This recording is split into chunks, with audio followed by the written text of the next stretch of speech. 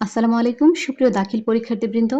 তোমরা তোমাদের আসন্ন পরীক্ষায় কিভাবে প্যারাগ্রাফ লিখবে এবং এর জন্য কি কি বিষয়ে সচেতন হতে হবে তাই নিয়ে আজকের এই ভিডিও।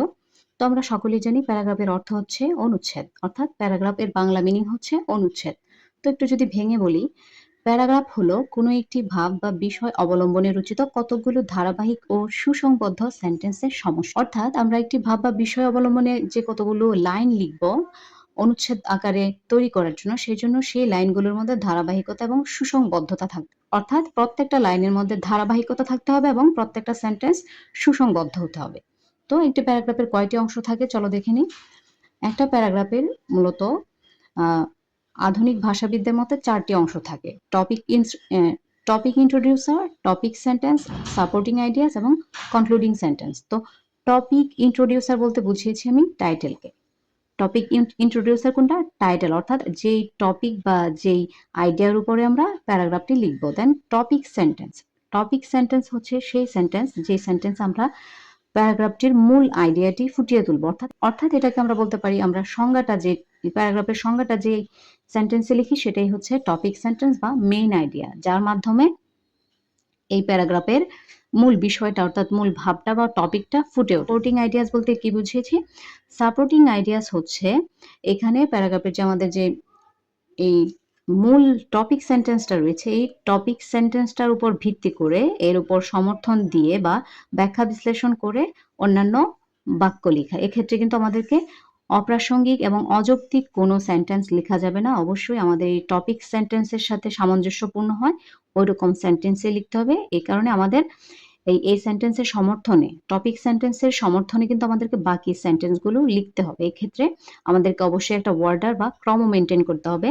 একটা সেন্টেন্সের সাথে আরেকটা সেন্টেন্সের লজিক্যাল বা যৌক্তিক যে একটা সিকোয়েন্স থাকে, মিল থাকে, সেই মিলগুলো রাখতে হবে। এবং প্যারাগ্রাফের যে মাঝামাঝি জায়গায় যে আমরা সেন্টেন্সগুলো লিখবো, সেই সেন্টেন্সের ওয়ার্ডগুলো যে আমরা লিঙ্কার্সগুলো দিয়ে যুক্ত করব, সেই লিঙ্কার্সগুলো যুক্ত করার ক্ষেত্রে আমাদেরকে একটা কোহেরেন্স বা ভাবের একতা থাকতে হবে। অ্যান্ড ফাইনালি আমাদের কনক্লুডিং সেন্টেন্স দিতে হবে, অর্থাৎ যেটাকে বলা হয় কনক্লুশন। এই কনক্লুডিং সেন্টেন্সটা আমাদের এরকম হবে যেখানে এই যে আমরা টপিক সেন্টেন্সে যা লিখেছিলাম সেই টপিক সেন্টেন্সটাই মূলত লিখবো, কিন্তু অন্যভাবে। অর্থাৎ টপিক সেন্টেন্সের যে সংজ্ঞার যে বক্তব্যটা ছিল সেই বক্তব্যটাকে আমরা পুনরায় উল্লেখ করব, তবে একটু টপিক সেন্টেন্সের মতো না, একটু অন্যরকম করে কনক্লুডিং করে উল্লেখ করব। ঠিক আছে? তো আমি কি বললাম, আমাদের একটা প্যারাগ্রাফে কয়টা অংশ থাকবে? 4টা অংশ থাকবে। টপিক ইন্ট্রোডিউসার থাকবে, অর্থাৎ একটা সুন্দর টাইটেল হতে হবে, সামঞ্জস্যপূর্ণ। টপিক সেন্টেন্স থাকতে হবে। টাইটেলের পরে কি আমাদের একটা সংজ্ঞা দিতে হবে, যেটার মাধ্যমে আমাদের প্যারাগ্রাফটির মেইন আইডিয়া ফুটে উঠবে। তারপর এই টপিক সেন্টেন্সের উপর ভিত্তি করে কিছু সাপোর্টিং আইডিয়াস আমরা দাঁড় করাবো, অর্থাৎ যেখানে আমরা প্যারাগ্রাফটার ডিটেলস লিখবো। অবশ্যই এই লেখাটা আমাদেরকে সামঞ্জস্যপূর্ণ হতে হবে আমাদের এই টপিক সেন্টেন্সের সাথে, যেন এই বাকি সেন্টেন্সগুলোর যে মিনিং সেগুলো সমর্থনযোগ্য হয় এবং যেন প্রাসঙ্গিক হয়।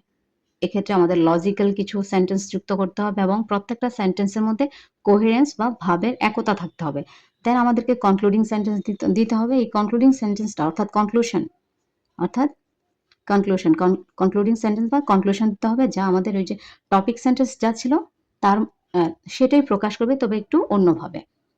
তো চলো এবার দেখি আমাদের প্যারাগ্রাফের ক্ষেত্রে আরো কি কি বিষয় জানার রয়েছে। ওকে, তো চলো প্যারাগ্রাফ সম্বন্ধে আমরা আরো কিছু বিষয় জেনে নিই। আমরা যদি প্যারাগ্রাফটা কিছু কোয়েশ্চেন থেকে অ্যান্সার করি, সেক্ষেত্রে কোয়েশ্চেনের প্রদত্ত প্যারাগ্রাফের প্রশ্নগুলো কিন্তু আমাদেরকে খুব ভালোভাবে পড়তে হবে। তারপর এই প্রশ্নগুলো পড়ে আমাদেরকে যেই টাইটেলটা উপযুক্ত মনে হয় সেরকম একটা টাইটেল দিতে হবে। এবং প্রতিটি প্রশ্নের অ্যান্সার কিন্তু আমাদেরকে প্রশ্নের অ্যান্সার টু দ্য পয়েন্ট, অর্থাৎ যা প্রশ্ন করা হয়েছে সেই অনুযায়ী কিন্তু আমাদেরকে অ্যান্সার করতে হবে। এবং যদি প্রশ্নে ওয়ার্ড লিমিট দেওয়া থাকে সেই অনুসারে লিখতে হবে এবং আমাদেরকে একটি প্যারায় লিখতে হবে। প্রশ্নের অ্যান্সারগুলো আমাদেরকে একটি প্যারায় লিখতে হবে। যদিও মনে হবে যে আমরা কতগুলো প্রশ্নের অ্যান্সার দিচ্ছি, তারপরেও আমাদের কিন্তু একটি প্যারা বা অনুচ্ছেদে প্যারাগ্রাফটি লিখতে হবে। তো আমি আবারও বলছি, আমাদের প্যারাগ্রাফে একটি টাইটেল থাকবে। প্রশ্নগুলো পড়ে যেরকম সামঞ্জস্যপূর্ণ মনে হয়, যদি প্রশ্ন সহকারে প্যারাগ্রাফ আসে তাহলে সেটা করব। আর যদি প্রশ্ন না থাকে তাহলে আমরা আমাদের মতো করে কিছু নির্দিষ্ট রুলস মেনে অ্যান্সার করব। তো আমরা প্রশ্নের সাথে সামঞ্জস্য রেখে যে টাইটেলটা দিব, টাইটেলের পরে আমরা যে সাপোর্টিং আইডিয়াস গুলো দেব সেগুলোতে একটা প্যারা থাকবে। আমাদের প্যারাগ্রাফে একটা প্যারাগ্রাফ থাকবে, অর্থাৎ একটা অনুচ্ছেদে আমরা প্যারাগ্রাফটা লিখব। তারপর প্যারাগ্রাফে যদি ওয়ার্ড লিমিট প্রশ্নে না দেওয়া থাকে, আমরা 180 থেকে 200 শব্দে প্যারাগ্রাফ লিখবো। আর যদি কেউ চায় কিন্তু 250 শব্দেও আমরা প্যারাগ্রাফটা লিখতে পারি। লিখলে অবশ্যই একটা ভালো নম্বর পাওয়া যাবে। এরপর একটা বিষয়, আমরা যে টাইটেলটা প্যারাগ্রাফে লিখবো সেই টাইটেলটা অবশ্যই ক্যাপিটাল লেটারে হতে হবে। কিন্তু যদি টাইটেলের মধ্যে কোনো আর্টিকেল বা প্রিপোজিশন থাকে তবে অবশ্যই সেটা কিন্তু স্মল লেটারে লিখতে হবে। এবং আমাদের টোটাল লাইন হবে 18 থেকে 20টি। 18 থেকে 20টি লাইন হলে ভালো, এবং পৃষ্ঠা হবে 2 থেকে 2.5 পৃষ্ঠা। ওকে? তো আমি টাইটেলটা কিভাবে লিখবো? যদি এরকম একটা প্যারাগ্রাফ আসে যে আমাদের টাইটেলটা হয় A rainy day, a rainy day. খেয়াল করো, এই যে আমার টাইটেলটা কিন্তু আমি খাতার মাঝামাঝি জায়গায় লিখবো, এবং টাইটেলের শুরুতে যদি আর্টিকেল বা প্রিপোজিশন থাকে সেটা ক্যাপিটাল লেটার হবে। দেন প্রত্যেকটা শব্দ কিন্তু আমরা ক্যাপিটালে লিখেছি, আর ক্যাপিটাল, ডি ক্যাপিটাল। কিন্তু যদি আমার প্যারাগ্রাফটা এরকম হয়, দ্য লাইফ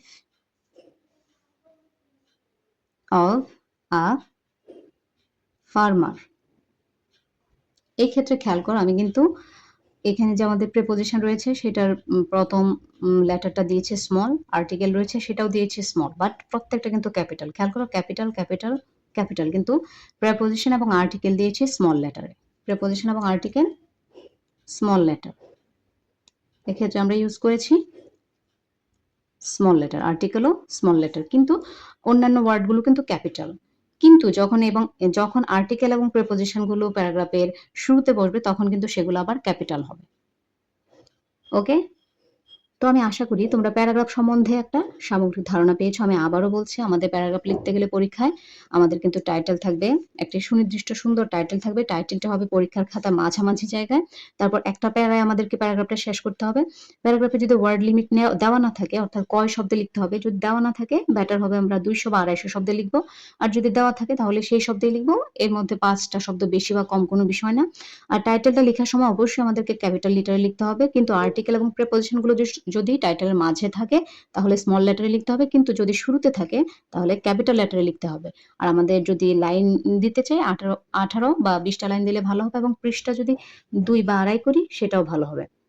এবং আমরা সর্বোপরি প্যারাগ্রাফটা লিখবো খুব পরিষ্কার পরিচ্ছন্নভাবে, কোনো কাটাছেঁড়া বা কোনো ঘষা-মাজা করা যাবে না, এবং প্যারাগ্রাফের প্রত্যেকটা সেন্টেন্সের মধ্যে ধারাবাহিকতা থাকতে হবে, এবং প্রত্যেকটা সেন্টেন্স যেন সুসংগত হয়, এবং প্যারাগ্রাফের যে টপিক সেন্টেন্স রয়েছে, অর্থাৎ মূল যে ভাবটা রয়েছে সেই ভাবের সাথে যেন আমাদের প্যারাগ্রাফের প্রত্যেকটা সেন্টেন্সের ধারাবাহিকতা বজায় থাকে, এবং প্রত্যেকটা সেন্টেন্স যেন লজিক্যাল হয়।